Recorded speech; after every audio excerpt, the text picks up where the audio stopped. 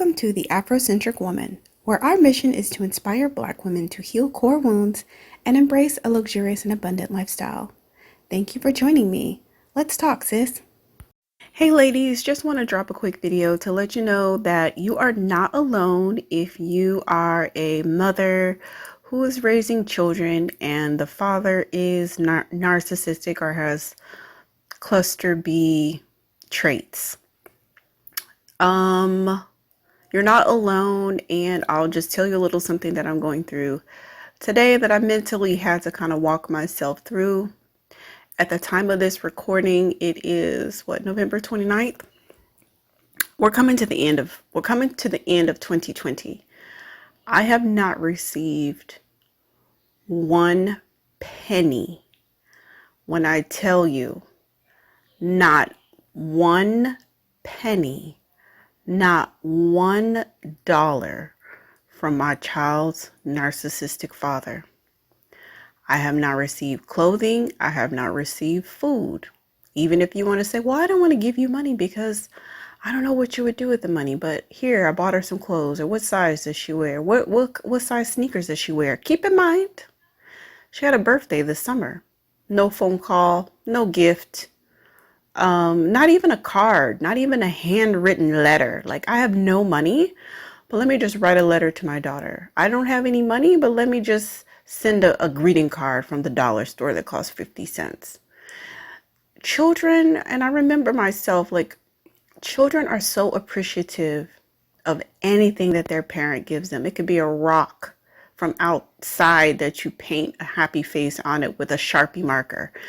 They will treasure that rock like it was the most special. If you tell her this is your magical pet rock, they will really believe it, and they will treasure. They will cherish it. The amount of things that her biological father has given her you can count on one hand how many things that he has given her. And at this point, I think some of it was clothes. So that was years ago. So she's since grown out of those clothes. And he's given her like one physical item. She still has it. She loves it, and she knows her dad gave it to her. She still has it. She still cherishes that item. And so that's, I'm saying all this stuff to you guys, to you ladies, because you understand. But one thing that I have learned over the years is that trying to do emotional acrobatics and gymnastics to make a narcissist have some type of empathy for anything going on with you or your child, it's completely and utterly futile. And I think it's really hard for us because we love our children. We see them as very beautiful people. And we do our best to care for them and rear them. We tend to project our parental instincts onto the narcissistic parent, and we process information in a way that we process it, and we want to project that onto the narcissist when their mind works completely different from yours, and they don't have a parental instinct. Narcissists tend to do well with small children because they themselves, their development is arrested, and they may do okay with the children if there's something they can get out of it. If the child can provide them with narcissistic supply, then they're all for it. If they're covert and the child makes them look good in the community, then they're all for it. If you do all the heavy lifting, which I see a lot, I see this with married couples, I see this with people who cohabitate with one another. If you do the woman will be doing all the heavy lifting, or the parent who's well will be doing all the heavy lifting, all of the parenting, and the narcissistic parent will just physically be there, physically be around, because usually that they're also being parented themselves. They're also having their bills paid and getting transported around, getting gas money, getting a roof over their head, somebody managing, their taxes, and somebody managing their, personal administration. and the things that they need to do, reminding them to pay speeding tickets, and keeping up with the maintenance on the car and the home, and they're really just physically there, but they really aren't contributing to the household in any meaningful way. So I said a lot, but I want to backtrack to what I originally started to record this video for. And that is the fact that I started to send my ex, my child's biological father, a text message, basically saying something along the lines of, "Hi, so and so, I just want to recap that 2020 is almost over and you haven't given not one red cent to your daughter." And I thought about it, and I was like, yeah, as soon as I get time, I'm going to send it. When I get around to it, I'm going to send it. And I mean, the more I thought about it, I'm like, what am I trying to accomplish with this text message? Am I trying to shame him? Because that's not going to work. Am I trying to guilt him? That's not going to work. Am I, what will sending this message, what will it do to change my situation? He's not going to jump up and give her money. He's not going to run out and buy her winter clothes. He's just going to start arguing with me about how I ruined the family and how I'm the reason why he doesn't give anything, and if only this and that, and his life is so hard, and he's sick and he's in and out of the hospital, and woe is me, and where are the violins, and blah, blah, blah. But guess what? Out of all of that, he will not give her anything.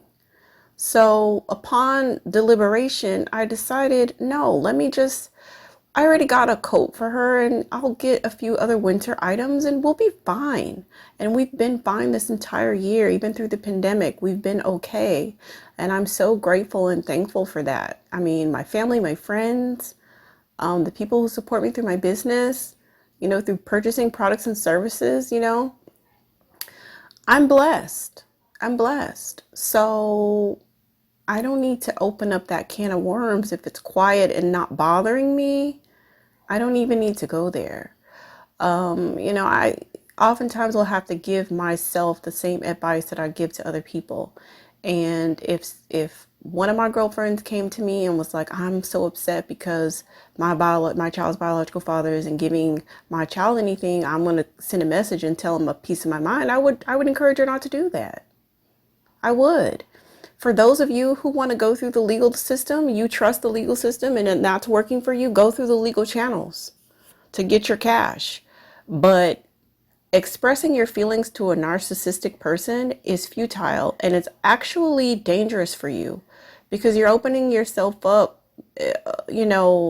There's a window and an access point to your heart when you express your emotions, and it's not safe. They're not safe people. They're not emotionally safe for you to express anything to. So I would never, ever discuss anything other than logistics with a narcissistic person, and that's only on the basis of I have to. And I really don't have to do anything as it relates to my child's biological father, because lucky for me, I'm not involved with the court systems. Lucky for me. So I don't have to do anything except for mother my child and protect her from any threat, blood related or non-blood related. That's my job as her mother, is to get her to adulthood as safe and as in one piece as possible, and to give her the skills and capacity to thrive in life. That's my job. So anybody that's not conducive to her well-being, it will not be involved. And so because of the decisions that I've made in the past and choosing that particular partner, this is the life that I've created for myself. And so lucky for me, I've been navigating it. I feel I've been navigating pretty good given the circumstances. I feel like I've been navigating pretty good, and she doesn't want for anything. She is extremely happy, well taken care of little person.